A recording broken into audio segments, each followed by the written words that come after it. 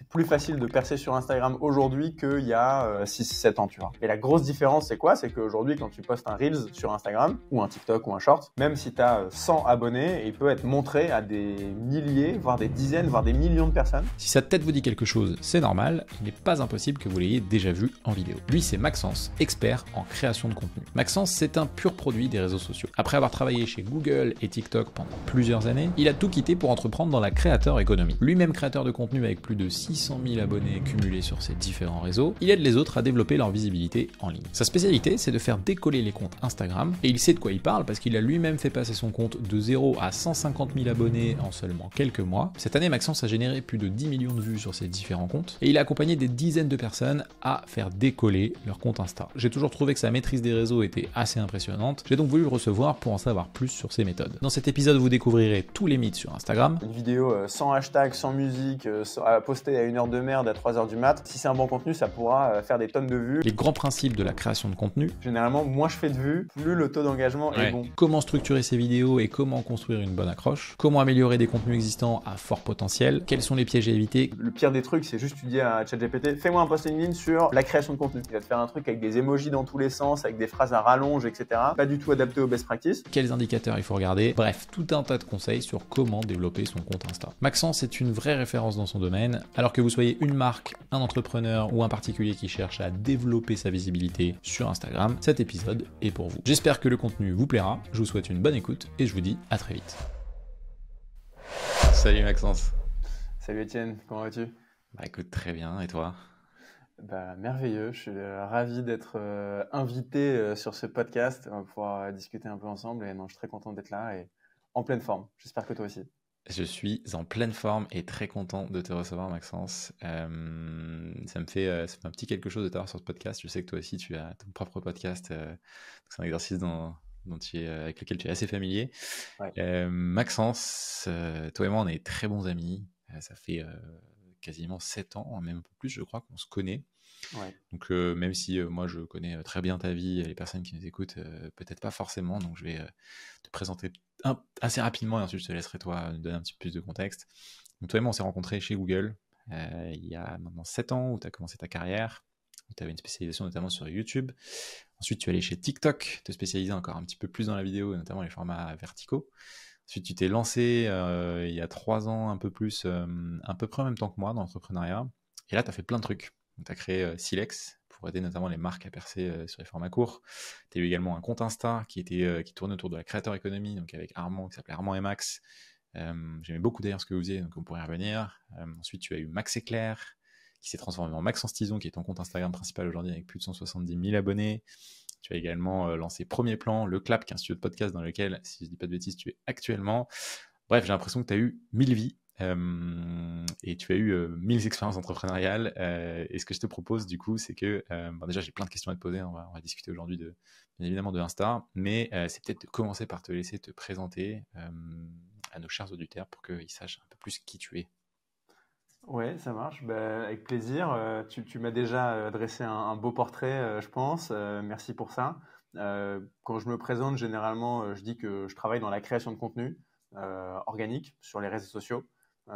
C'est ce qui, on va dire, organise et occupe un petit peu mon quotidien. Je dis effectivement généralement que je suis passé par les étapes similaires aux tiennes d'ailleurs chez Google, puis de mon côté chez TikTok, où je travaillais dans ce milieu-là de la publicité en ligne, de l'acquisition en ligne, mais donc purement avec le prisme de la publicité que tu connais mieux que personne. Et moi, j'en ai eu un petit peu marre de ce monde-là et j'avais plutôt envie de me concentrer sur la partie organique, parce que j'étais un peu attiré par cette partie-là de ces réseaux qu'on traitait très peu quand j'étais chez Google ou chez TikTok. Et donc, c'est ce que je fais principalement aujourd'hui et sous 3 aspects. Ma propre création de contenu, comme tu l'as vu et comme tout le monde peut te voir sur Instagram, sur LinkedIn, via un podcast, comme tu l'as dit. J'ai ici, dans lequel je suis actuellement, effectivement, un studio d'enregistrement de podcasts qui s'appelle Le Clap, qui est basé à Lille, où je suis basé aussi également, du coup. Et via un programme d'accompagnement qui permet aux entrepreneurs de construire leur audience sur les réseaux. Donc, c'est un programme que je mène et où j'accompagne individuellement des gens avec du coaching, de la formation, tout un tas de ressources pour les aider à s'y mettre dans les meilleures conditions. Et donc voilà, je crois que c'est à peu près tout pour ma présentation. Et je pense que ça va être un peu le sujet de conversation aujourd'hui. Est-ce que Trop j'ai bien. oublié quelque chose, toi qui me connais bien? Non, je pense que t'as fait le tour. Moi, je suis assez fan de tes contenus, bien évidemment, je les consomme. Une bonne partie de mon équipe aussi te suit parce que sur toute la partie création de contenu, tout ce qui est astuces, etc., ceux qui nous écoutent, je vous invite à aller jeter un coup d'œil au compte Insta de Maxence, qui est vraiment bourré de plein de conseils. Et c'est d'ailleurs plein de conseils sur comment créer du contenu et comment créer du contenu qui fonctionne. Donc, c'est d'ailleurs l'objet de cet épisode. Mais non, très très cool. Et puis je t'ai suivi évidemment dans toute l'évolution jusqu'à ce que tu fais aujourd'hui. Mais effectivement, une de mes particularités, je dirais, alors tu as mentionné des projets comme Silex, on a parlé de Brander, de plein de trucs. C'est vrai que j'ai pas mal cheminé sur ces 3 ans d'aventure Ok. entrepreneuriale. J'ai testé différents modèles, différentes choses, jusqu'à arriver là où un modèle où je suis plutôt satisfait et ça tourne plutôt bien, donc je suis assez content. Trop bien. Donc aujourd'hui, tu as une activité qui est principalement donc, autour de la création de contenu. Donc tu disais à travers tes propres contenus, à travers ton studio d'enregistrement de podcast, dans lequel j'ai eu la chance de tourner quelques vidéos d'ailleurs, et ton programme d'accompagnement. Donc là, tu es plutôt focalisé sur des créateurs de contenu. Tu travailles avec des marques aussi, ou tu es principalement sur des personnes particulières ou même professionnelles, mais qui font de la création de contenu en leur nom? Alors, c'est bien souvent des professionnels. Ouais. Donc, enfin, en tout cas, au studio, il y a quelques purement créateurs de contenu, donc dans l'optique un peu de divertissement, etc., qui viennent créer, mais c'est quand même souvent des pros, tu vois, qui ont in fine un truc à vendre, un peu bah, comme toi, ce que tu es en train de faire, tu vois, tu crées du contenu, mais Hmm. c'est in fine pour promouvoir ton activité, etc. Euh, et sur la partie accompagnement, je travaille pas avec des marques e-commerce, on va dire classiques, comme celles avec lesquelles tu pourrais travailler, qui veulent communiquer en leur nom de marque, etc. Mais je travaille plus avec des individus en fait qui Hmm. représentent une entreprise, un business et qui veulent développer leur propre marque, leur propre personal branding pour derrière attirer des clients. Donc c'est beaucoup de B2B, beaucoup de services. Il y a de temps en temps un petit peu de produits, on va dire, que ce soit des produits physiques ou produits digitaux. Hmm. Mais je dirais que le point commun des gens avec qui je travaille, c'est des gens qui sont prêts à prendre la parole en leur nom propre, tu vois, Hmm. sur les réseaux, un peu comme toi tu le fais aussi évidemment sur LinkedIn et sur ton podcast. Il y a Étienne Garcia et il y a Rhodes. Évidemment, les deux sont intrinsèquement liés, mais tu prends la parole plutôt en ton nom perso. Donc je sais qu'on a eu l'occasion d'en discuter grandement, mais donc voilà, c'est ce genre de profil que j'accompagne. Ok, ultra intéressant. Je pense qu'il y aura pas mal de sujets là-dessus aussi. Sur, tu vois, on scinde souvent la marque du créateur de contenu. Et en fait, notamment avec le personal branding, on voit que finalement, il y a quand même pas mal de porosité entre les deux. Ouais. On va en parler. Ce que je te propose, c'est de démarrer peut-être cet échange. Donc, on va se focaliser principalement sur Insta, qui est, toi, même si tu maîtrises tous les réseaux, qui est vraiment là où tu as je dirais ton cœur de métier, ou en tout cas ta Ouais. zone de génie. J'aimerais bien démarrer avec un petit myth busting. Il y a pas mal de choses qui reviennent quand on pense à Instagram, en tout cas moi que j'entends, ou même des mythes ou des croyances limitantes que je pouvais avoir avant de me lancer sur de la création de contenu sur Ouais. Insta au sens large du terme. Et donc ce que je te propose, c'est de poser quelques petites questions et de savoir ce que tu en penses. J'imagine que tu les poses souvent, mais ça m'intéresse d'avoir ton retour là-dessus. Ça te va? Avec plaisir, let's go. Alors la première, c'est est-ce que c'est pas trop tard pour percer sur Instagram? C'est une très bonne question et c'est une question qu'on peut effectivement se poser quand on se dit ah, il y a déjà tout qui existe sur Instagram, le train est passé, etc. Moi, je considère que non seulement il n'est pas trop tard parce que purement et simplement, bah, en fait, tous les jours, je vois des nouveaux comptes qui popent de nulle part et qui ont une croissance hallucinante, qui gagnent des milliers d'abonnés tous les jours, etc. Donc, Hmm. Instagram, c'est pas du tout un réseau, on va dire, flat où il y a, ça y est, les très gros comptes qui sont installés et c'est impossible d'aller les chercher, les concurrencer. Au contraire, il y a aussi des très gros comptes qui un peu sont en train de dépérir, tu vois. Donc, il y a sans cesse un peu un renouvellement là-dessus. Et j'irais même plus loin et je dirais même que c'est plus facile de percer sur Instagram aujourd'hui qu'il y a 6-7 ans, tu vois. Parce que la plateforme a quand même pas mal évolué. Franchement, il y a allez, dans 10 ans, c'est peut-être trop longtemps, mais en 2018, tu vois, avant l'arrivée de TikTok, de la vidéo en force sur Insta, etc., percer sur Instagram, en vrai, c'était dur. Et quand tu avais Hmm. 50 000 abonnés sur Instagram, tu étais déjà un peu une petite star, tu vois, parce Une que star, les ouais. gens te connaissaient à fond, tu étais suivi par 50 000 personnes, c'est énorme, etc. Et Ouais. surtout, ils t'avaient connu parce qu'ils étaient arrivés sur ton profil, quelqu'un leur avait envoyé. Il n'y avait pas trop cet aspect viralité du contenu, tu vois. Ouais, C'était ouais. vraiment des mécaniques un peu différentes. Et pourquoi je dis la date de 2018? Bah, c'est parce qu'en 2019-20, il y a un truc qui est arrivé, qui a tout défoncé sur le marché, c'est TikTok. Euh, et qui a complètement rebattu les cartes sur les réseaux. Et je dis TikTok, mais bah, les Reels, c'est une version TikTok d'Instagram, les Shorts, etc. Mais la grosse différence, c'est quoi? C'est qu'aujourd'hui, quand tu postes un Reels sur Instagram, ou un TikTok, ou un Short, bah, en fait, ce Reels-là, il peut, même si tu as 100 abonnés, il peut être montré à des milliers, voire des dizaines, voire des millions de personnes, Hmm. juste parce que le contenu a bien marché et l'algorithme a trouvé que les gens l'aimaient, ils interagissaient bien avec, etc.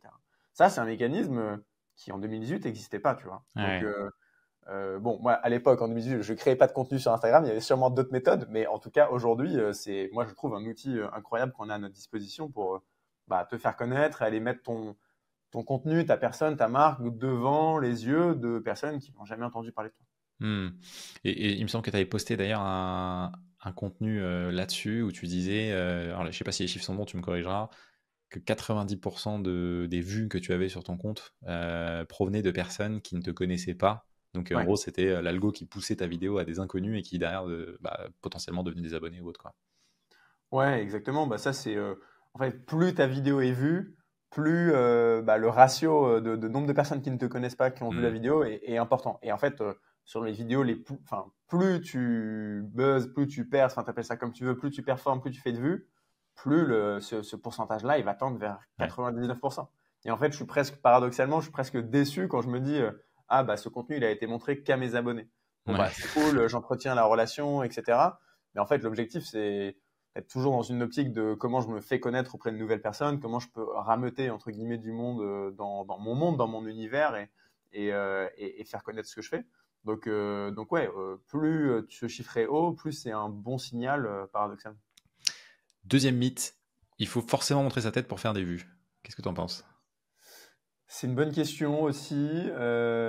Oui, mais non. Enfin, non au sens, c'est faux, tu vas de dire qu'il faut forcément montrer ta tête, Hmm. parce que je peux te donner des exemples de comptes Insta qui percent de fou alors qu'ils montrent pas leur tête. Hmm.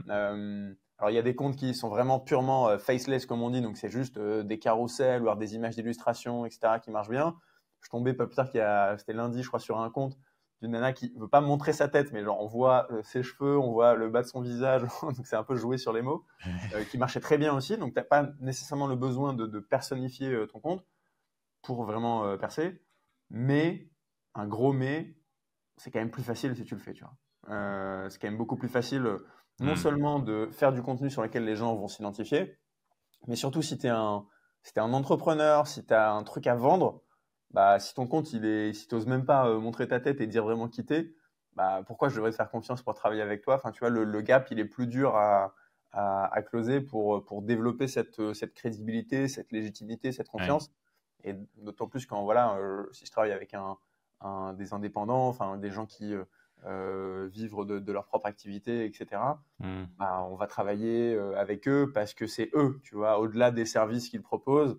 De la même manière, alors toi de moins en moins, j'imagine, parce que ton équipe se structure, mais au début, bah, les gens venaient te voir, pas parce qu'ils voulaient un service spécifique, mais parce qu'ils avaient entendu parler de Étienne, ils t'avaient suivi, ils savent ce que tu vaux, et ils veulent travailler avec toi. Ouais, ouais. Et bah là, c'est un petit peu pareil. Si tu avais créé un compte un peu anonyme, inconnu, et partagé autant de valeur, bah, ça aurait sûrement pas eu le même impact, la même ambition. Hmm. Et en plus de ça, tu n'aurais pas pu jouer sur toute ta crédibilité, si tu veux, acquise via d'autres canaux. Donc, c'est pas obligatoire, mais je conseille quand même de le faire C'est parce que mieux. c'est simplement plus facile. Ok. Est-ce qu'une marque peut faire des vues ou il faut forcément que ce soit un compte incarné par une personne? Non, une marque peut faire des vues. Le compte n'est pas obligatoirement incarné. Mais je pense que l'erreur que trop de marques font, c'est de considérer Instagram comme purement un canal promotionnel, tu vois. Ouais. Regardez mes produits, regardez nos promotions, regardez, on est géniaux, etc. Et ils oublient que les gens, ils vont pas sur Instagram pour voir ça, tu vois. Ouais. Ils vont sur Instagram pour littéralement se divertir, au mieux s'éduquer, donc tu peux faire un peu d'éducation. Je considère que chaque contenu, tu vois, il doit être positionné sur une échelle entre purement informatif, éducatif et purement divertissant. Alors, c'est Hmm. pas tout noir ou tout blanc, mais tu dois venir jouer un petit peu sur ces choses-là. Et c'est pas un triangle avec promotionnel, tu vois. Ça doit être sur ces trucs-là. De temps en temps, tu peux parler de toi, de ce que tu fais, de tes offres, mais ça doit représenter moins de 10% de ton contenu, tu vois. Donc, une marque peut jouer le jeu des réseaux en proposant du contenu plutôt divertissant et ça pourra très bien marcher, mais il faut bien comprendre ce jeu-là auquel elle joue. Hmm. Euh, alors, il y en a un qui revient souvent, mais je pense que c'est un peu le parallèle qu'on peut avoir aussi sur tous les réseaux. Il y a un peu, j'ai l'impression, une sorte de science, de magie noire, je sais pas d'où ça sort, mais de pseudo-experts, tu vois, d'algo qui font des analyses un peu alambiquées, bref, et qui te disent qu'en gros, si tu postes à 17h04 le vendredi après-midi, eh ben, tu vas augmenter de 20% ton reach. Est-ce que l'heure à laquelle tu postes, la longueur du texte que tu mets, le fait de te déconnecter après avoir posté, etc., est-ce que ça influence les résultats ou pas du tout? Encore une fois, je vais te faire une réponse de Normand. Oui et non. Tu vois, au sens où parce que la réponse principale à avoir en tête, c'est non. Non, Ok. ça impacte pas. Et généralement, quand j'ai des gens qui viennent me voir et qui justement me posent ce genre de questions, vraiment en rentrant dans les détails de est-ce que je mets un S à ce mot-là dans mon hashtag pour avoir plus de vues, etc. En fait, je sais pas quelle est la meilleure analogie ou allégorie, mais c'est comme si tu essayais de comprendre comment le moteur d'une Ferrari fonctionne alors que tu sais même pas faire un créneau, tu vois. Donc, Ouais. d'abord, concentre-toi sur les bases, sur apprends à faire du bon contenu, et après, c'est des choses qui ont un impact tellement marginal sur le résultat. Donc, je mets dans cette catégorie-là l'heure de publication, le jour, est-ce que les hashtags, je sais pas ce qu'il pourrait y avoir d'autres comme petits critères comme ça. Est-ce que je mets est-ce que je mets telle musique tendance ou une autre? En fait, c'est des choses qui vont avoir un impact si marginal que ça va pas vraiment, comment dire, ça vaut pas le coup de vraiment y prêter attention. Ouais. Euh, c'est plutôt des petits détails. Donc, dans la grande, le grand ordre des choses, je dis non, ça a aucune importance. Maintenant, ceci étant dit, euh, et pourquoi je dis ça? Parce que bah, une vidéo sans hashtag, sans musique, postée à 1 heure de merde à 3 heures du mat, ça pourra, si c'est un bon contenu, ça pourra faire des tonnes de vues, VS le Ouais. contenu publié à l'heure idéale, avec le hashtag idéal du moment, la bonne musique et tout. Si ton contenu est nul, Ouais. ça sauvera pas, tu vois. Donc c'est pas là-dessus ce sur quoi tu dois te concentrer. Maintenant, tout ceci étant dit, et qui est quand même 95% de la réponse à retenir, moi, personnellement, je publie quand même mon contenu à des heures un petit peu particulières. Sur Instagram, par exemple, c'est plutôt en fin de journée, entre 17 et 20 heures, par exemple. Ok. Sur LinkedIn, plutôt le matin. J'essaye d'éviter des heures un petit peu nulles, comme par exemple bah, le samedi soir. Tu vois, le samedi soir, généralement, il y a peu de gens qui vont être vraiment en train Hmm. de mater Instagram ou encore moins LinkedIn parce que les gens sortent, voient des amis ou autres. En vrai, de la psychologie de se dire, c'est plutôt est-ce que le moment auquel je vais poster mon contenu, est-ce que les gens sont dans une bonne prédisposition pour le Ouais. regarder? Et à l'inverse, un moment que je trouve intéressant, c'est soit le dimanche matin ou le dimanche assez tard. Le dimanche matin, c'est le truc typique où les gens s'accordent une petite grasse mat, ils vont un peu traîner dans le lit, ouvrir Instagram, etc. Et ils sont moins dans une optique de je dois vite me dépêcher, scroller. VS, le matin à 9 heures, tu es dans le métro, tu n'as pas trop le temps d'écouter un contenu. Tu vois, la logique est un peu différente. Donc, Ouais. tu peux essayer de jouer sur ces petits critères-là, mais encore une fois, c'est pas ça qui va faire exploser ton compte, quoi. Moi, j'ai remarqué que sur LinkedIn, il y a quand même une constante, c'est que à chaque fois que j'ai posté un post le vendredi après 16h, Flop. genre flop. Mais vraiment, mais instant. Ouais. Et du coup, tu sais, une fois, je me dis, bon, mon post est peut-être un peu nul et tout, donc je laisse passer, deux, trois, et puis à la fin, je me rends compte que c'est pas le post, c'est vraiment le créneau, et je pense que juste à Ouais. partir de 16-17h le vendredi, bah, les gens vont boire des bières, quoi. Du coup, ou Ouais. alors ils sont enflammés, j'en sais rien. Et donc, du coup, ils ont tout, enfin, ton post, il va pas être diffusé, même s'il est diffusé, si c'est un truc un peu technique et tout, enfin bref. Mais Ouais. je te rejoins, c'est complètement du détail et c'est pas ce sur quoi il faut se focaliser. Euh, J'en ai une dernière qui est assez intéressante. C'est une personne de mon équipe qui m'a partagé cette question à te poser. Et c'est pas vraiment un mythe là, c'est plutôt on fait la transition quand je commence à te poser des questions un peu plus pour avoir ton avis sur certains sujets. En l'occurrence, c'est tout ce qui touche à la créativité. Aujourd'hui, tu vois, avant, pour se démarquer, il fallait être créatif, il fallait faire des contenus que personne n'avait vu, ce type de choses. C'était le cas pour YouTube, c'était le cas pour pas mal sur LinkedIn, etc. Enfin bref, sur tous les réseaux de manière générale. Aujourd'hui, il y a quand même un volume de contenu qui est assez extraordinaire sur Insta. Il y a beaucoup, enfin Insta, TikTok, il y a beaucoup de contenu. Et du coup, on peut se poser la question en droit de est-ce que finalement c'est le fait d'être créatif qui fait que tu te démarques, ou est-ce qu'en fait il suffit d'avoir les codes, tu vois, d'avoir une bonne accroche, on va revenir après sur ce qui fait un bon contenu, mais avoir une bonne accroche, savoir comment structurer ta vidéo, mettre des call to action, ce genre de choses. Et la question c'est en gros, est-ce que ça sert à quelque chose d'innover pour marcher, ou il faut juste répliquer ce qui fonctionne? Euh, je dirais que innover, c'est pas nécessaire et souvent une mauvaise idée quand tu débutes. Parce que j'aime bien prendre ce parallèle avec n'importe quelle activité manuelle. Tu vois, je peux prendre la peinture ou la poterie, peu importe. De dire si tu veux te mettre à la poterie, tu démarres de zéro ou à la peinture. Ah, tu vas pas commencer à dire je lance un nouveau mouvement de peinture, je vais innover, je vais créer quelque chose pardon, de complètement nouveau. Bah non, tu vas dire je vais essayer de répliquer des modèles, je vais apprendre les techniques, je vais regarder les œuvres des grands peintres, les styles, etc. et essayer de m'entraîner à les reproduire. Et une fois que tu maîtrises toutes ces règles, bah, tu peux potentiellement t'en extirper et lancer ton propre truc, faire les choses différemment, etc. Mais faire les choses différemment, bah, il faut d'abord comprendre comment on fait les choses comme tout le monde avant de vouloir les faire différemment, tu vois. Ouais. Donc, la pire idée, je trouve, en tout cas, c'est mon opinion, c'est de se dire, allez, je me lance sur les réseaux et je vais lancer un truc qui a été jamais vu. Je vais créer un truc complètement nouveau, etc. Bah, en fait, si ça a été jamais vu, au mieux, les gens ils sont pas trop habitués et ils vont avoir du mal à comprendre. Et au pire, en fait, c'est pas que ça a été jamais vu, c'est juste que c'est pas une bonne idée ou que ça a déjà été testé des dizaines et des milliers de fois et que ça a jamais pris, ça a jamais marché, ou alors que c'est trop compliqué. Ou bref, il y a probablement des bonnes raisons. Donc, si tu es quel que soit ton secteur d'activité ou ta marque ou ce que tu veuilles promouvoir sur les réseaux, bah, il y a quand même de fortes chances que tu ne sois pas le premier à vouloir le faire, qu'il y ait des gens qui soient déjà sur le créneau, en France ou on va dire en anglophonie, enfin en anglais, quoi.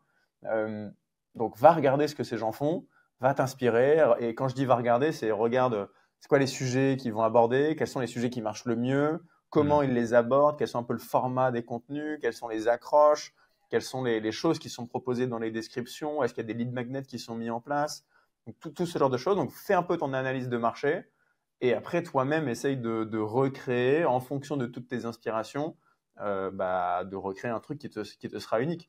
Mais Ouais. c'est beaucoup plus facile au début de se dire, bah tiens, j'ai vu ce gars-là parler d'une vidéo, enfin parler de ce sujet dans une vidéo avec tel format, ça m'a plu, ça me parle, c'est un truc que je voudrais potentiellement refaire. Et ben, allez, j'essaye de la refaire. Et au début, tu vois, c'est OK de t'inspirer de quelqu'un parce que tu es dans une optique d'essayer de répliquer et d'amener quelque chose sur le marché. Et au fur et à mesure que tes inspirations se remplissent, entre guillemets, ben, ta plume, elle va se dessiner aussi, tu vois. Tu vas te faire ton propre avis sur les questions. Et plus tu avances, plus au final, ton contenu deviendra unique. Donc, si je réponds à ta question en résumé, non, innover, ce n'est pas nécessaire, encore moins pour commencer. Et je pense que l'innovation, elle se fait euh, par petites itérations, tu vois, au fur et à mesure où Ouais. tu vas apporter des nouvelles choses, etc. Mais je pense que c'est un piège dans lequel il ne faut pas tomber de se dire je vais complètement innover et je vais apporter un truc qui a été jamais vu. Tu vois. De la même manière en entrepreneuriat, je pense, hein, tu vois, c'est 100%. souvent une mauvaise idée d'arriver et de se dire ouais, il n'y a jamais personne qui a fait ça, moi je vais défoncer le marché. Souvent, c'est pas bon signe. Tu vois. Il y a souvent une bonne raison. Si t'as pas de concurrence, c'est que Ah faut se ouais. poser des questions. Mais je suis très d'accord avec toi et, et le parallèle avec l'entrepreneuriat, excuse-moi, le parallèle avec l'entrepreneuriat est très vrai et surtout même avec plein de disciplines, hein. Je pense que souvent on a tendance à mettre un peu trop euh, un peu trop d'émotion dans ce qu'on fait en se disant, tu vois, presque de l'ego, en se disant, moi j'ai pas envie de faire comme tout le monde, je vais faire un truc nouveau. Mais Ouais. bon, si en fait tu prends beaucoup plus de risques en faisant un truc nouveau, et il y a une phrase que nous disaient tout le temps nos anciens employeurs chez Google qui va te parler, c'est still with pride. C'est en fait, faut pas avoir honte de commencer en faisant, alors faut pas copier littéralement, mais en s'inspirant de ce qui fonctionne déjà. Mm. Et moi je le vois à mon échelle, hein, quand j'ai commencé à créer du contenu. Alors sur Insta, je suis loin d'avoir ton niveau, mais typiquement sur du LinkedIn ou autre, bah, j'ai commencé en reprenant des frameworks qui fonctionnaient bien et au fur et à mesure, bah, comme tu disais, j'ai affiné par petites itérations jusqu'à trouver ma plume, mon type de communication, etc. Ce qui aurait été très dur si j'avais commencé en partant bah, de zéro, quoi. En tout cas, j'aurais Ouais. maximisé les chances de me planter. Écoute, trop cool pour cette petite session de mythbusting. Pas mal de croyances. Il y en a plein. Je sais que tu avais fait un post dédié sur ça où il y avait un carrousel Ouais. entier avec 14 mythbusting, un truc comme ça. Donc, ceux qui nous écoutent, si vous voulez aller encore plus dans le détail, je vous invite à aller jeter un coup d'œil. Ce qui m'intéresse maintenant, c'est d'entrer un peu plus dans le détail, tu vois. Et l'idée, c'est que les personnes qui vont, je pense, écouter cet épisode se posent la question. Donc, soit ils sont déjà sur Instagram, soit ils ont une marque, soit ils le font en perso, peu importe. L'objectif, c'est de développer leur compte Instagram, et donc de développer le nombre de vues, d'abonnés, et d'en faire un vrai canal, en tout cas d'acquisition de notoriété, peu importe. Ma première question, c'est qu'est-ce qui fait un bon contenu, selon toi? Waouh, c'est deep. Elle n'est pas facile, hein. Elle est pas facile. Non, elle est pas facile parce qu'il y a tellement de critères, tu vois. Et puis il y a tellement de types de bons contenus différents. Enfin, tu vois, Ouais. un bon contenu pour toi sera pas forcément un bon contenu pour moi. Et donc, c'est vraiment pas une question facile. Euh, Si vous voulez être dans une optique de développer votre visibilité sur Instagram, par exemple, il y a plusieurs petites règles que j'essaye de m'appliquer. Une règle toute simple, toute bête, c'est est-ce que ce contenu pourrait être consommé par ma mère et apprécié par ma mère, tu vois. Je prends ma mère en exemple et ça peut être n'importe qui, ça peut être ton... Alors généralement, j'aime bien prendre deux exemples. Ton oncle de 60 ans, tu vois, et ton petit cousin de 15 ans. Est-ce que ces deux personnes-là, elles peuvent arriver sur ton contenu et se dire, tiens, c'est intéressant, j'ai envie d'écouter ce que cette personne a à me présenter, tu vois. Ok. Et c'est une bonne manière, si tu veux, de te forcer à essayer de rendre ton contenu un peu mainstream et consommable par une audience assez large. Alors, je dis pas que littéralement tous tes contenus doivent cocher ces cases-là, parce qu'il y a des contenus un peu plus techniques dans lesquels tu vas rentrer, etc. Mais tu dois, quand tu es dans une optique de croissance, tu dois te dire que 80% de ton contenu, son objectif, c'est de te faire connaître auprès d'une nouvelle audience.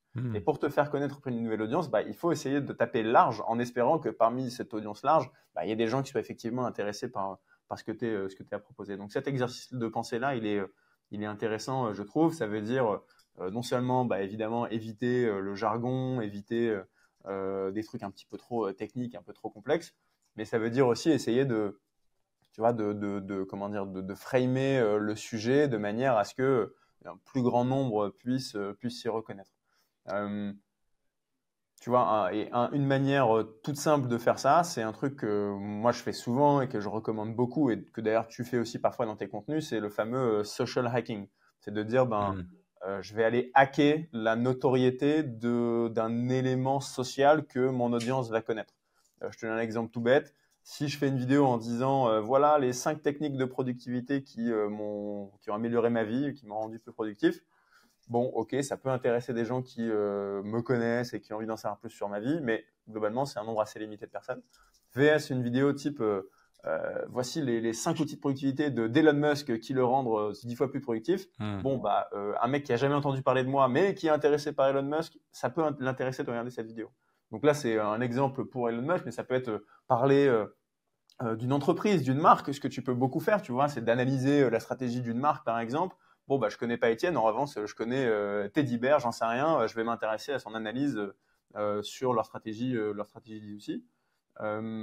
Donc ça peut être une personne, une marque, ça peut être un événement qui est en train de se passer. Si ce social hacking-là, il est vraiment ancré dans le présent, c'est un événement qui est en train de se passer, c'est un film qui vient de sortir, c'est Kaizen qui vient d'être publié, voilà, sur LinkedIn, tout le monde y allait de son grain de sel et tout le monde essayait de surfer sur le truc parce que c'est le truc qui est un peu sur toutes les bouches et tout le monde en a entendu parler. Donc, ça va créer une sorte de familiarité si tu adresses le sujet et potentiellement tu viens t'y allier et te positionner sur ce sujet. Donc, le social hacking, c'est une bonne recette pour ça.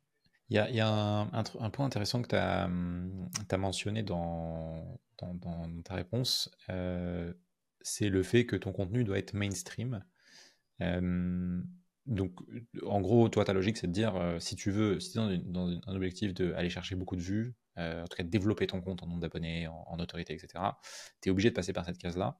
Je sais Ouais. que tu as pas mal, notamment si je prends la casquette un peu entrepreneur, tu vois, ou personnes qui font du contenu à des fins d'acquisition de clients, que ce soit en B2B, en B2C, peu importe. Je sais que ça peut freiner pas mal de personnes de se dire, bon, bah, si je fais du contenu mainstream, est-ce que finalement, je suis pas en train de desservir ma marque parce que je vais juste faire des vues et je vais pas faire de vente. C'est peut-être une croyance limitante, mais qu'est-ce que tu répondrais, tu vois, à ce type d'objection? C'est un très bon point et il faut pas non plus à l'inverse tomber dans le piège de se dire je veux que faire des vues ou faire des likes ou tomber dans les vanity metrics qu'on peut connaître, les impressions, etc.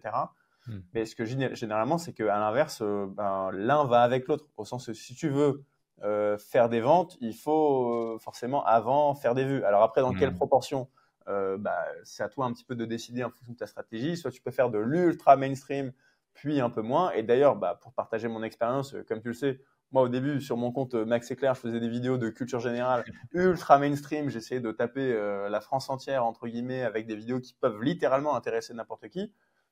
Et désormais, j'ai un peu évolué. Je fais plutôt du contenu vraiment dédié sur ma zone d'expertise, on va dire, la création de contenu sur les réseaux, etc. Mais toujours en essayant de faire des choses qui peuvent intéresser le plus grand monde. Donc, j'ai un petit peu resserré le tunnel.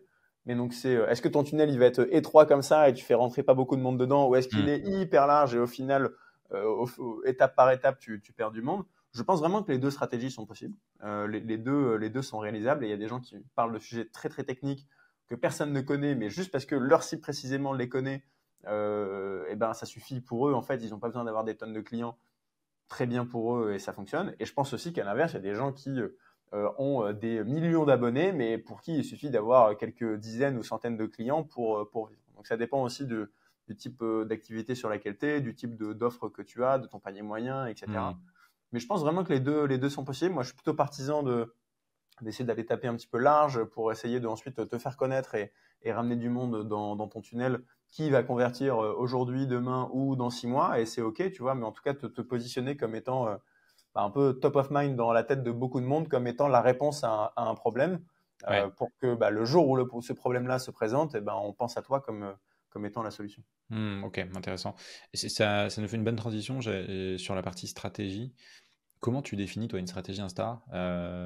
Donc, je sais qu'il y a pas mal de techniques. Moi, j'essaie de garder toujours en tête le fameux entonnoir dont on parlait, où tu commences avec tout ce qui est très mainstream, donc tu peux appeler top funnel, donc c'est toucher des Mm. personnes qui ne te connaissent pas, et en fait, tu veux juste les hooker avec quelque chose qui potentiellement les intéresse.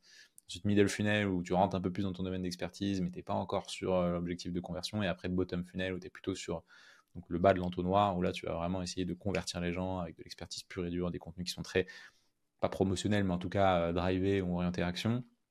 Moi, c'est le framework que j'utilise, je sais que beaucoup l'utilisent. Est-ce que tu recommandes celui-là ou plus largement, tu vois, comment tu dirais à quelqu'un qui veut se faire une strat Insta, qu'est-ce que tu lui conseillerais de faire, par quelles étapes il devrait passer, tu vois? Euh, Je vais prendre un peu le contre-pied de ta question. Je vais dire que tu n'as pas besoin de strat Insta. Euh, parce que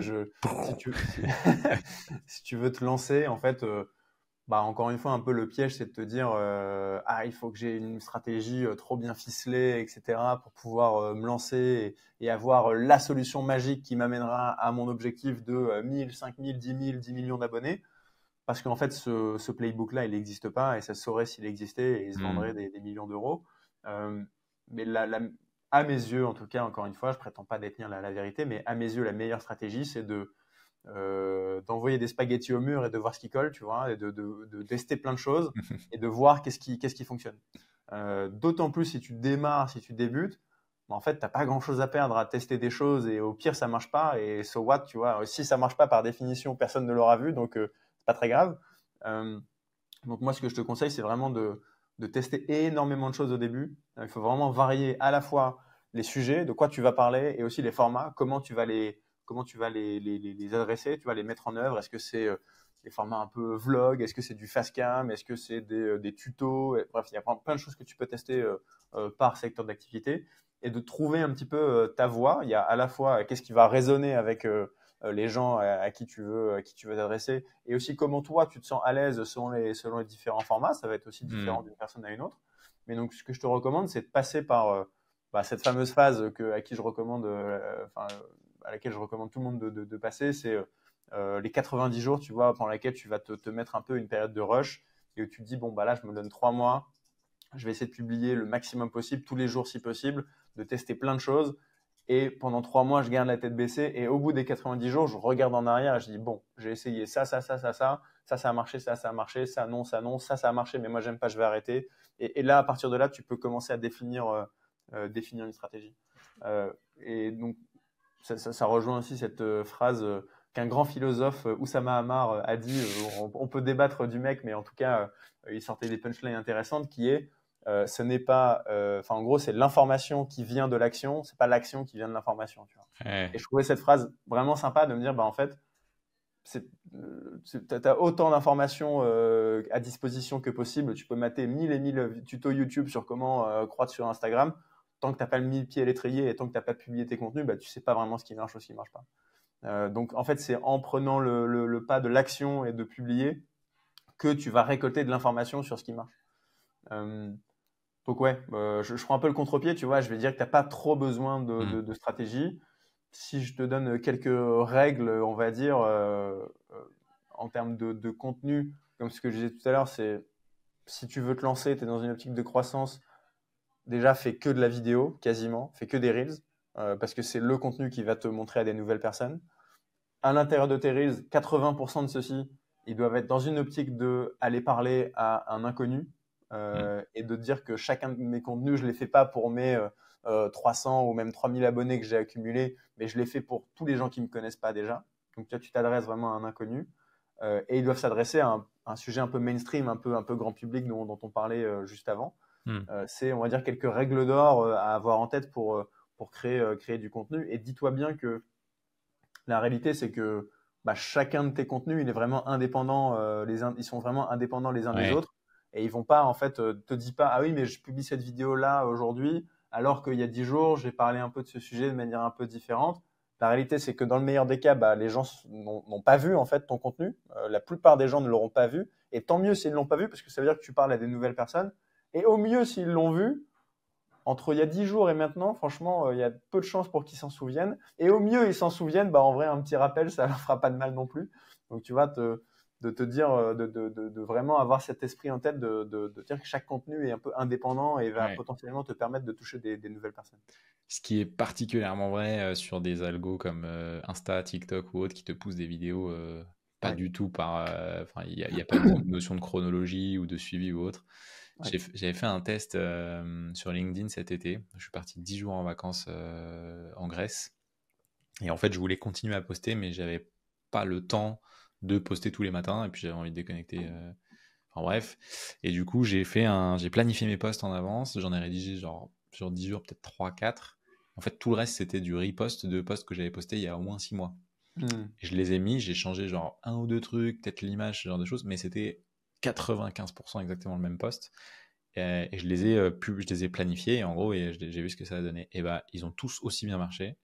Et ils ont tous généré autant de commentaires. Et il y a même des gens qui avaient déjà commenté le post de la dernière fois, qui ont recommenté le post parce qu'ils avaient oublié qu'ils l'avaient vu. Et donc là, je me suis dit, putain, ça fait 2 ans que je me fais chier à créer du contenu, alors qu'en fait, si je peux repost des trucs, il sera poussé à des nouvelles personnes, à des personnes qui l'ont vu, qui l'ont oublié. Enfin, bref, donc je te rejoins 100% sur le dernier point que tu as évoqué. Salut, j'espère que tu passes un bon moment et que l'épisode te plaît. Si tu ne le sais pas encore, la mission de Rhodes, c'est de mettre le e-commerce français sur le devant de la scène. Pour ça, on aide un maximum de gens à se former aux meilleures méthodes du marketing. Et la manière la plus simple qu'on a trouvé de le faire, c'est de diffuser notre contenu au plus grand nombre. La bonne nouvelle, c'est que tu peux nous aider en faisant découvrir ce podcast auprès d'autres personnes. Donc si le contenu te plaît, je t'invite à prendre 30 secondes pour laisser un avis sur Spotify ou Apple Podcast, ou encore à partager cet épisode à un ami par message, en story ou sur LinkedIn. Si tu peux faire ça maintenant, je t'en serai encore plus reconnaissant. Je te prends pas plus de temps. Je te laisse reprendre l'épisode. Un grand merci et bonne écoute. Tu mets le doigt sur un truc intéressant, c'est l'importance du recyclage. Ça sert à rien, déjà de base, comme on se disait, de dire j'ai une nouvelle idée géniale, je veux révolutionner le truc, mais en plus de te dire à chaque fois je dois trouver une nouvelle idée incroyable auquel personne n'avait jamais pensé. Non, en fait, tu as eu une très bonne idée il y a 10 jours, essaye de capitaliser dessus. Je te dis pas de replier tous les 10 jours ton contenu, mais en tout cas de le recycler cross-platform, donc te dire j'ai posté un truc sur Instagram, ça peut aller sur LinkedIn, ça peut aller faire l'objet d'un post dans ma newsletter ou sur TikTok ou ailleurs, et après ça peut être recycler en différents formats. Tu peux dire, l'information que j'ai délivrée dans ce carrousel, je peux en faire une vidéo. Potentiellement, je pourrais même en faire une vidéo YouTube si je veux aller plus loin et creuser un peu plus le sujet. En fait, les grandes idées que tu partages, même toi, tu vois, je suis sûr que si on regarde l'intégralité de tes posts LinkedIn, on pourrait un peu mettre des buckets. Tu vas parler de remote work, tu vas parler évidemment de marques, de stratégie d'e-commerce, de meta ads, etc. Tu vas parler d'autres trucs, etc. Et en fait, toutes ces choses-là, effectivement, le nombre de sujets à aborder, il n'est pas illimité, il est illimité pour personne. Donc, tu es obligé de faire un peu de recyclage et de réutiliser ce que tu as déjà créé. Est-ce que tu as une structure type pour tes vidéos? J'essaye de m'en sortir de plus en plus. Okay. Je dirais que la structure type de base, c'est, tu vois, tu la connais, c'est je fais une accroche, je contextualise ce que j'ai dit dans mon accroche, je délivre la valeur et à la fin, je fais un call to action en soit abonne-toi, soit commande ça pour recevoir ça ou ce genre de truc. Ça marche bien, tu vois, c'est une accroche, enfin c'est une structure, on va dire basique. J'ai presque envie de dire cliché, mais si c'est cliché, c'est pour une raison, c'est que ça marche bien, tu vois. Ça suit le framework AIDA, enfin tout ce qu'on veut qui fonctionne bien. J'essaye de m'en sortir de plus en plus parce que si tu vas voir mon contenu là actuellement, j'essaye de sortir de plus en plus du format face cam classique où je suis face caméra, je raconte un truc. Tu vois. J'essaye de soit utiliser un événement extérieur ou un contenu extérieur pour rebondir dessus, commenter dessus, soit faire des choses où il y a un peu de scénarisation, un peu de jeu, presque de jeu d'acteur. Alors on s'entend, c'est vraiment à mon niveau, tu vois, mais où il se passe des choses, où c'est un petit peu, c'est un peu scénarisé, on va dire. J'essaye de rentrer de plus en plus là-dedans pour que ça fasse un petit peu plus naturel et pour être moins dans le truc très classique qui commence à être un peu, je trouve, vu et revu, de se poser face à une caméra et de raconter voilà 3 conseils pour toi si tu es e-commerçant. Tu vois. Et tu gardes quand même toujours une accroche? Ouais, l'accroche par contre, c'est toujours très important. Mais tu vois, l'accroche, elle peut être. Enfin, comment dire, c'est pas obligé d'être genre la petite phrase magique qui va te donner envie de t'intéresser au reste. Ce que je dis souvent, c'est qu'il y a 3 accroches en réalité dans une vidéo. Il y a l'accroche orale, enfin ce que tu vas dire à l'écran. Il y a l'accroche visuelle, ce qui va se passer à l'écran. Donc potentiellement, soit c'est une scène où il y a de l'action, où il se passe un truc, soit tu es même en train d'arriver et de te poser, de bouger ton téléphone, etc. Mais il se passe quelque chose. Ou ça peut être aussi quelque chose que tu montres à l'écran, si tu rajoutes une illustration. Et enfin, c'est l'accroche textuelle, qui est de plus en plus, et ce que je te recommande de faire, c'est de mettre des petites bannières de titres sur tes vidéos pour justement prendre le rôle presque de l'accroche orale ou alors contextualiser ce que tu dis. Parce que l'être humain, il est capable de lire et d'écouter en même temps, et donc tu lui donnes un peu plus d'informations et potentiellement lui donne un peu plus envie de rester sur la suite et de s'y intéresser. Et donc, j'essaye de jouer un peu avec ce triptyque-là de ce que je dis, ce que je montre et ce qui est écrit à l'écran pour créer un truc un petit peu, créer une espèce une accroche combo, on va dire, entre ces 3 éléments pour maximiser les chances de capter l'attention. Mais clairement, l'accroche, c'est pareil en ads et c'est pareil en organique. C'est probablement le nerf de la guerre, le truc sur lequel tu dois passer ton temps. Quand je travaille avec des clients et qu'ils m'envoient un contenu en disant tiens, qu'est-ce que tu en penses, comment je pourrais l'améliorer, je passe 90% de mon temps à essayer d'améliorer l'accroche. Et le reste, je dis ça me paraît bien, je te fais confiance sur le fond, je n'ai pas trop de trucs à dire, mais en revanche, l'accroche, ta première phrase, comment on peut essayer de l'améliorer, tu vois. Et c'est souvent le truc sur lequel on va bosser parce que c'est le truc qui te permet de capter l'attention, de faire plus de vues et donc in fine plus d'abonnés, et in fine plus de ventes et plus tout ce que tu veux. Et puis ce qui est intéressant dans l'accroche, c'est qu'elle cristallise aussi finalement tout le contenu de ta vidéo. Donc elle te permet de donner vraiment un axe. Ça, c'est un peu la colonne vertébrale finalement de tout ce qui suit. Mais c'est assez intéressant. Moi, je vois des formats d'accroche qui sont. Alors, il y en a plein. Il y a ceux qui ont été vus, revus, où tu prends des personnes, genre des chutes ou des trucs qui sont un peu, un peu viraux et que tu réadaptes à ta sauce. Alors, ça, je suis plus ou moins convaincu. Alors, je pense qu'en organique, ça fonctionne très bien. En ads, on a beaucoup débattu avec Nielsen, qui est notre head of creative. C'est pas forcément le mieux parce que ça qualifie pas en fait ton audience. Mais pareil en organique d'ailleurs. De quoi? C'est un peu pareil en organique. En fait, tu peux faire plein de vues parce que tu as fait un truc très drôle, un enchaînement entre une chute d'un mec et toi qui arrives sur ta vidéo. Mais ce que j'ai constaté, c'est que généralement, tu peux avoir un très bon hook rate, les gens restent à fond, etc. mais tu vas pas avoir une audience très qualifiée, pas forcément beaucoup d'abonnés grâce à ça, pas beaucoup de commentaires vraiment de ta cible, tu vois, qui vont être intéressés. Donc je dis pas qu'il faut pas en faire, mais c'est un truc à faire avec parcimonie, tu vois. Je pense que le risque, c'est de faire que ça, et au final, tu te retrouves peut-être certes avec 50 000 abonnés, mais 50 000 abonnés qui n'ont rien à faire de toi et de ce que tu fais, qui sont juste là pour les vannes, en mode, bon, bah les gars, je suis pas humoriste, donc c'est pas mon métier, en fait. Donc c'est le risque de trop vouloir justement tomber dans les vanity metrics.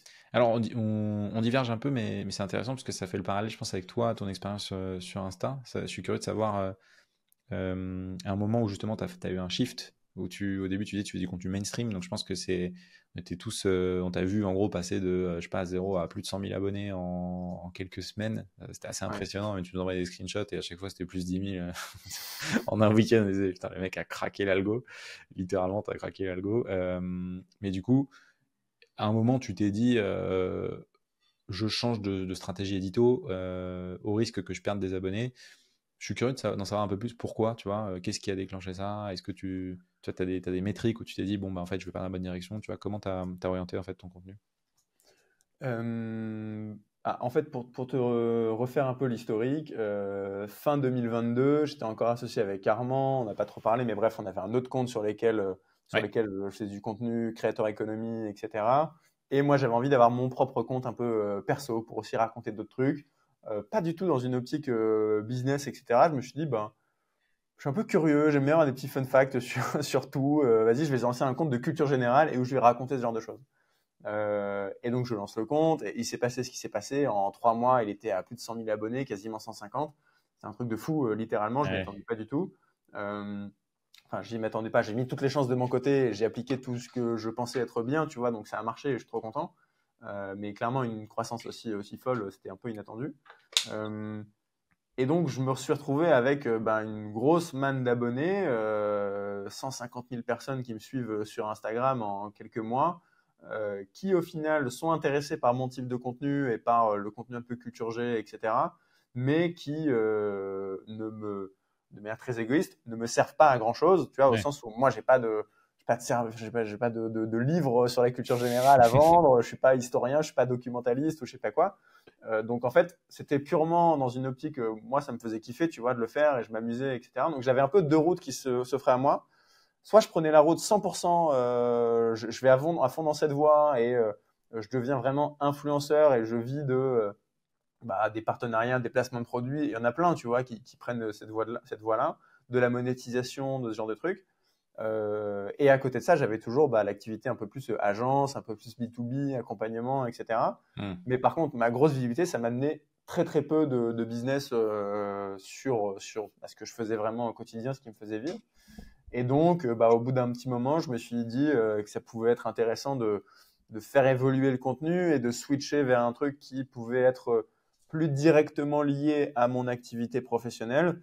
Et parce que j'étais arrivé à un moment où en fait, je me disais, je passe beaucoup de temps à créer du contenu, mais au final, à quoi bon, tu vois, ça m'apporte pas grand-chose.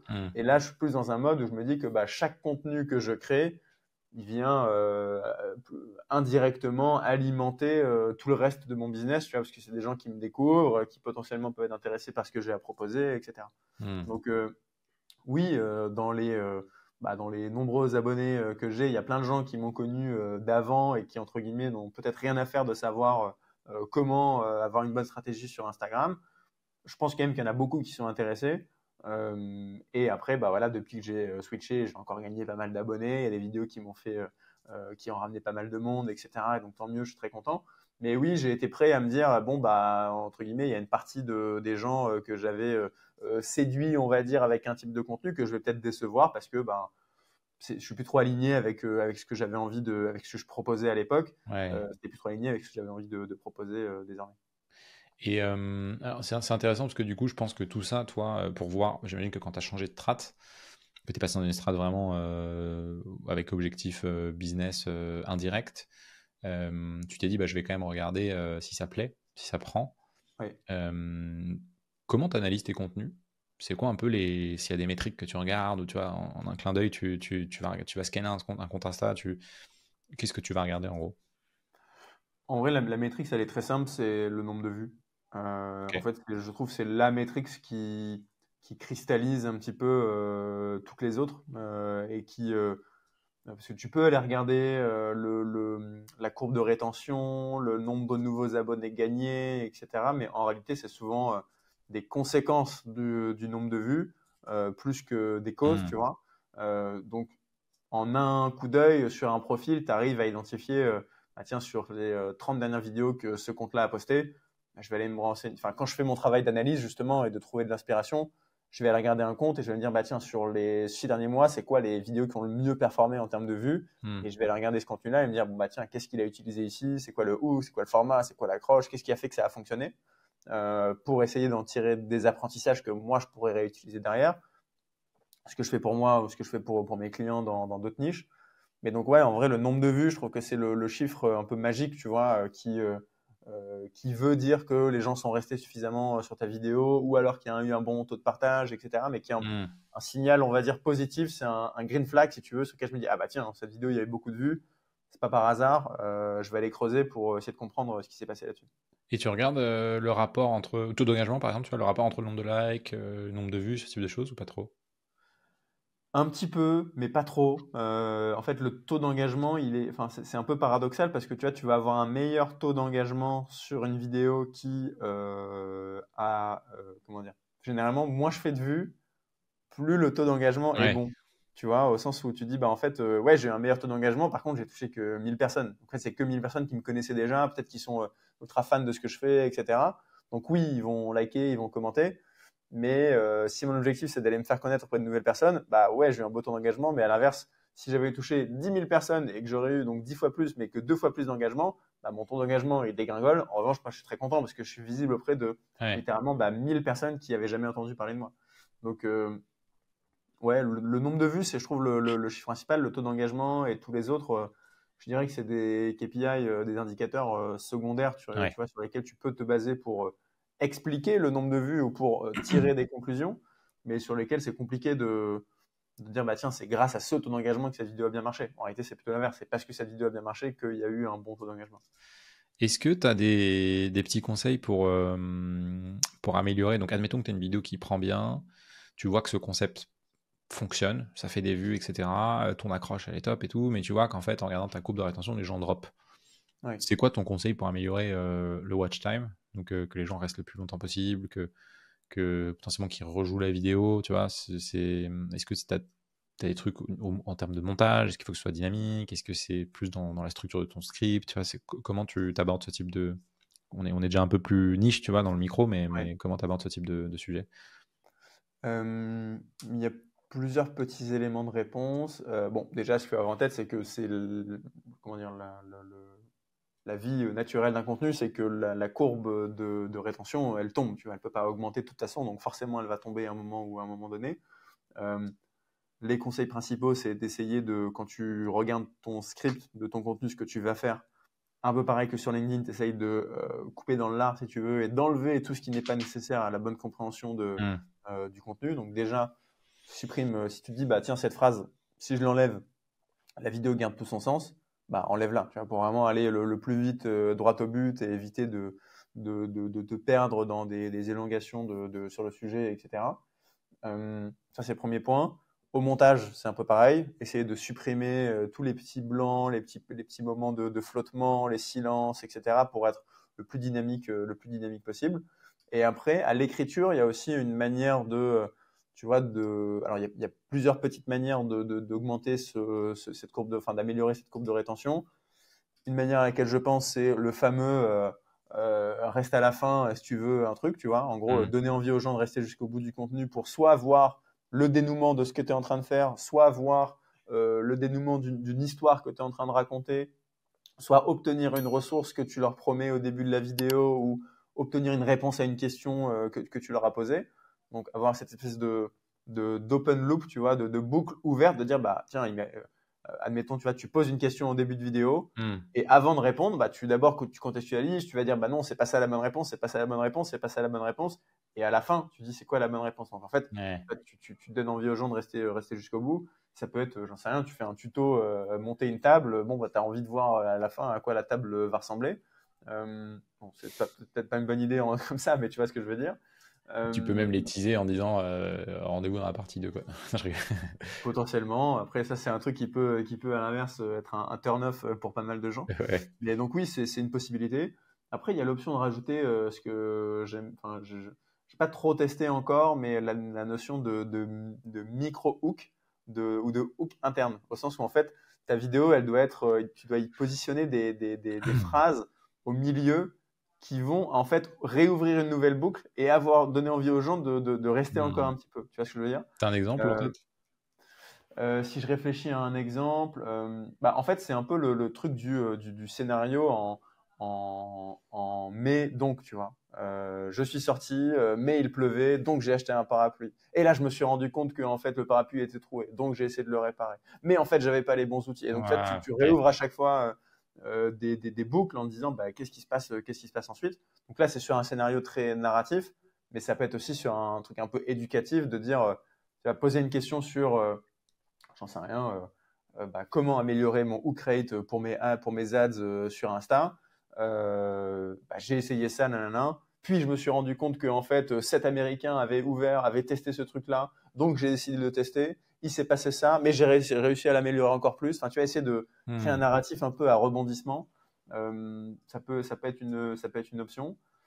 Donc voilà, ouais, en vrai, il y a plein de petits trucs, petits bouts. Après, les trucs qui marchent bien aussi, qui marchaient bien, peut-être un peu moins maintenant, mais c'est les effets de boucle dans les vidéos. Ouais. Où en gros, la fin correspond au début et tu as un peu cet enchaînement. Et plus les vidéos sont courtes, plus ça marche bien généralement, parce que plus c'est long, plus tu t'en rends compte que ça va recommencer. Mais donc, ouais, c'est les trucs qui me viennent en tête. C'est déjà pas mal. C'est pas mal de petits conseils. Comment tu fais Alors, j'ai d'autres questions, mais qui sont un peu plus larges. Donc, si on finit un peu sur la partie contenu, est-ce qu'il y a des choses à ne pas faire ou à faire absolument, où tu te dis, genre vraiment, s'il y a 2 règles d'or ou 3 règles d'or, c'est celle-ci. Il y en a peut-être pas d'ailleurs, mais est-ce qu'il y a des choses qui viennent en tête quand je te pose cette question? Il y a une chose qui me vient en tête, c'est moi, j'ai tourné un contenu à ce sujet ce matin, donc je sais pas si ce sera sorti quand tu sors ton truc, Sûrement. ton épisode. C'est acheter des abonnés. Ok. Je pense que c'est le pire truc à faire. C'est le piège, tu vas te dire, j'ai payé 50 balles pour 10 000 abonnés, trop cool. J'ai pas, comme ça, quand les gens arrivent sur mon compte Insta, j'ai pas l'air d'un débutant ou d'un guignol, etc. Sauf qu'en fait, les 10 000 abonnés que tu as achetés, ils sont un peu pourris et ils vont aucunement interagir avec ton contenu, ce qui va littéralement tuer ton compte et en fait t'empêcher de croître parce que quand Insta va aller montrer ton contenu à ces 10 000 personnes qui vont même pas le voir ou qui vont pas du tout interagir, qui vont pas regarder potentiellement puisque c'est des faux comptes, en fait il va se dire attends, si les 10 000 abonnés à ce compte-là, ils vont même pas regarder, liker, interagir, je vais pas aller le montrer à des nouvelles personnes parce qu'ils ont encore moins de chances d'interagir. Donc voilà, ça arrive encore de voir des comptes qui se. Enfin, j'ai encore parfois en call des gens qui me disent ah ouais, on a 1000 abonnés, c'est cool, mais bon, on les a achetés. Je dis bon, vous n'avez plus qu'à recommencer en fait. Honnêtement, je pense que c'est la meilleure des solutions. Ok. Donc ouais, c'est ce truc-là qui me vient en tête. Je réfléchis si j'ai autre chose. Toi, t'as un truc? Non, c'est bien comme. C'est vrai que c'est un sujet auquel on pense pas, et souvent je pense que tu es un peu frustré quand tu crées du contenu, tu te dis Ah oui. vas-y, je vais acheter des abonnés, au moins j'aurai une base, mais c'est bon de savoir qu'en fait ça a un effet négatif plus que positif, au-delà Ouais. de tuer ton taux d'engagement. Je pense que ça tue, comme tu dis, ta diffusion. Donc, Et d'ailleurs, j'ai déjà entendu parler de mecs à qui on avait acheté des abonnés pour les descendre en fait. Ah ouais?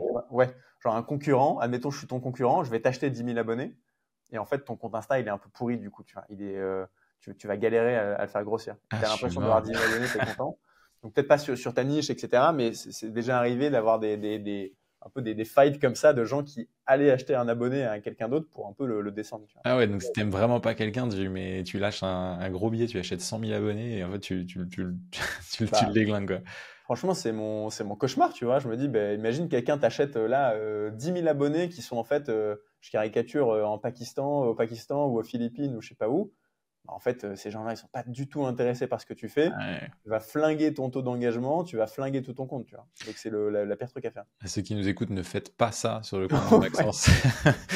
Si vous avez des questions, écrivez-lui, il répondra, mais ne tuez pas son promis. compte avec des abonnés, Philippe. Ne Hein. mettez pas sous la menace d'acheter un pack de 10 000 abonnés. Mais en vrai, si vous avez un ennemi, c'est peut-être une chose à faire. Putain, bon ça nous fera un bon petit short, ça. Est-ce que on n'a pas parlé d'IA? Alors je vois que le temps passe, donc je vais essayer de shorter parce que j'ai encore plein de questions et j'ai envie de quand même rester sur un épisode qui est concis. J'en ai une quand même qui me vient, qui est assez intéressante, c'est l'IA. L'utilisation de tout ce qui est ChatGPT, de potentiellement il y a plein d'outils de relecture, même dans le montage, tout ça.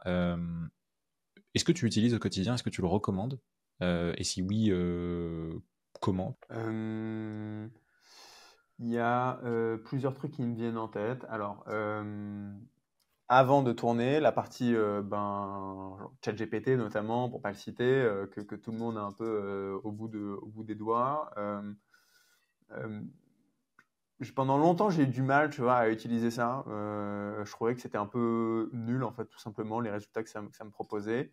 Je trouvais que c'était pas forcément très, très pertinent et que c'était pas très enfin, que c'était pas très humain, tu vois, et que ça paraissait très robotique dans ce que ça me proposait.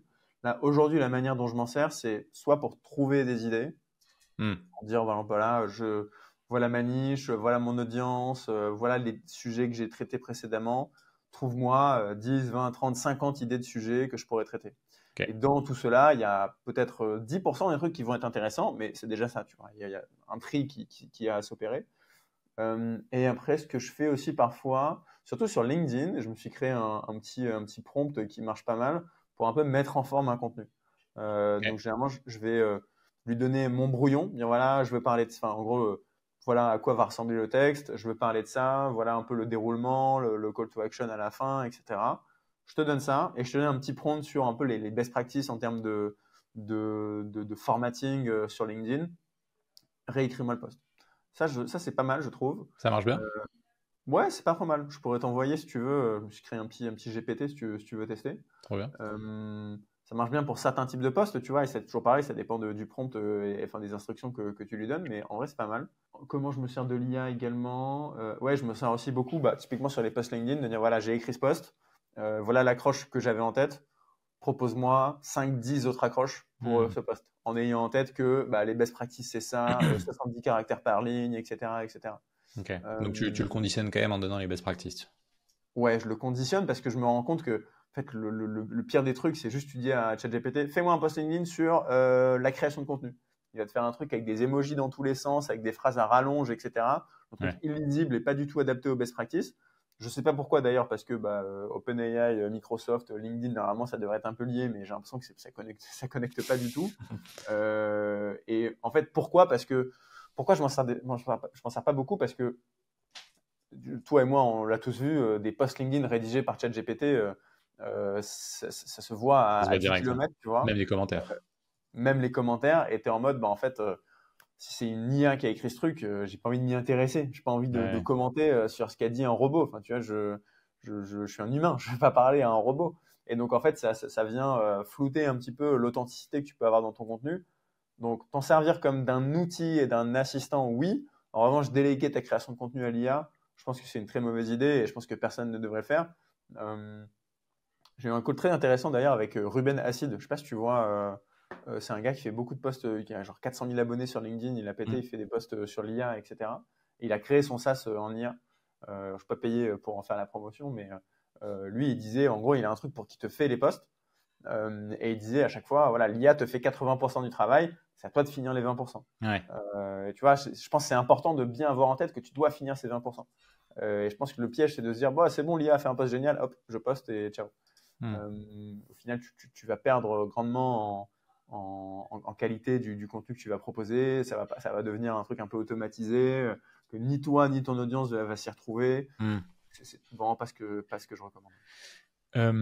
Rapidement, un petit volet, on va pas rentrer trop dans le détail puisque en plus c'est pas forcément toi là, ce sur quoi tu passes la plus grosse partie de ton temps, mais vu que tu as déjà bossé avec des marques, que tu dois voir dans tes veilles des marques qui se démarquent particulièrement sur Insta et sur les contenus courts, vidéo entre autres, si tu avais 2-3 conseils à donner à une marque e-commerce, je pense que les gens qui nous écoutent, il y en aura pas mal, pour se lancer sur Insta ou pour développer leur compte Insta, c'est souvent pas facile. Comment tu leur, enfin, quel conseil tu leur donnerais pour commencer ou pour accélérer? Ne considère pas que ta page Insta est ton catalogue de tes produits. Considère que c'est un endroit sur lequel tu dois créer du lien avec ton audience. Et qui dit créer du lien dit faire des choses authentiques. Les gens, ils viennent pas sur Instagram pour avoir des pubs de ton produit, ils viennent sur Instagram pour se divertir, se vider la tête, trouver du contenu. Encore une fois, je reviens sur tu vois, ce slider, on va dire, entre divertissant et éducatif. Essaye de te positionner sur ce prisme-là et voir comment toi tu peux trouver ta voie, tu peux trouver ce que tu as à raconter. Je pense que c'est la première chose que je leur dirais. Vraiment, faites du contenu divertissant. Et divertissant, c'est pas faire des danses dans ta chambre, hein. Ça peut être raconter des histoires, ça peut être plein de choses. C'est pas que de l'humour non plus. La deuxième chose, je pense, c'est n'aie pas peur d'aller t'inspirer. Fais un gros travail de veille.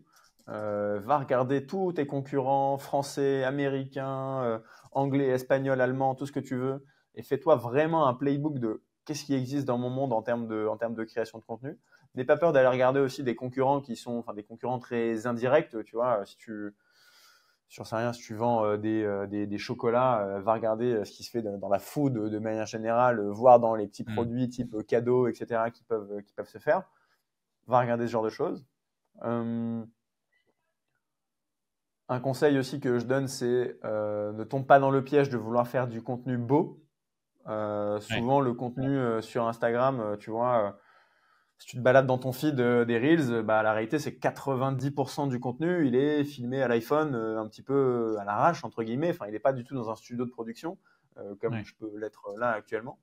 Et donc, en fait, dès que tu as du contenu qui est trop beau, trop bien produit, tu as automatiquement cet effet de dire « Waouh, c'est quoi ce truc, c'est quoi cette pub, etc. » Donc, un bon contenu à l'iPhone vaut bien mieux qu'un contenu filmé dans des studios avec avec des packshots de tes produits, etc. Ouais, je pense que c'est les 3 trucs que je dirais en priorité. Trop bien. Et si tu as des exemples de marques qui sont un peu cool, dont on peut s'inspirer, ou tu vois, si on veut aller jeter un coup d'œil, pas parce que c'est vraiment des cas d'or en termes de création de contenu pour une marque qui te vient en tête. Decathlon sur TikTok et même Quechua plus précisément d'ailleurs. Okay. Très intéressant ce qu'ils font. Si vous n'avez pas été voir, allez voir à 200%. En anglophone, pareil sur TikTok, Ryanair excellent, Duolingo excellent. C'est des marques vraiment qui ont compris la notion de divertissement. Je pense qu'il est encore plus vrai sur TikTok, un peu plus que sur Instagram, même si ça tend à être quelque chose d'assez similaire. Qu'est-ce que j'ai d'autre comme marque en tête? Après, il y a des marques qui adoptent une stratégie un peu de média, tu vois. Et je pense par exemple à Winamax, par exemple, tu vois, la marque, le truc de la personne de Paris sportif. Si tu vas voir leur compte TikTok, tu as l'impression d'arriver sur un compte de l'équipe 21, en fait. Genre une chaîne de sport. Ils font que parler de sport tout le temps. Parfois, ils ont des interviews d'athlètes, etc. Et je pense que c'est en l'occurrence aussi dû à une question de restriction parce qu'ils sont sur un secteur de gambling qui est limité, etc. Mais ils font très peu la promotion de leur plateforme, de leurs produits, de leurs services. Mais ils se positionnent comme étant une voix leader du monde du sport de manière générale. Et en fait, ils attirent une audience de gens qui sont intéressés par le sport. Et encore une fois, eux, ils ont la stratégie un peu que je citais avant de dire tu vas cibler une audience très très large en espérant que parmi ces gens, il y a des gens qui passent à l'action avec tes produits. Là, en l'occurrence, tu cibles, je caricature, tous les fans de foot en espérant que parmi ces fans de foot, il y en ait 1% qui aillent faire des paris en ligne. Et pour eux, ça leur suffit. Tu vois. Donc, avoir cette logique de média et de dire comment je peux parler de mon écosystème, de mon environnement dans une optique d'information et de prendre la parole sur le sujet sans être dans une optique de vendre, je pense que c'est une bonne stratégie aussi. Trop cool. Avant-dernière question, et après on va pouvoir clôturer cet épisode, mon cher Maxence. Est-ce que c'est une question que je pose à toutes les personnes qui viennent, j'allais dire sur le plateau, comme si j'avais un studio d'enregistrement, c'est en virtuel pour l'instant. Mais peut-être qu'on fera un épisode au clap. Avec plaisir. Est-ce que tu as des ressources, podcasts, livres, newsletters, formations, des profils à suivre, entre autres, pour les gens qui nous écoutent, s'ils veulent creuser le sujet, monter en compétences, s'améliorer sur ce sujet un peu de la création de contenu et plus largement de comment développer son compte Insta avec de la vidéo?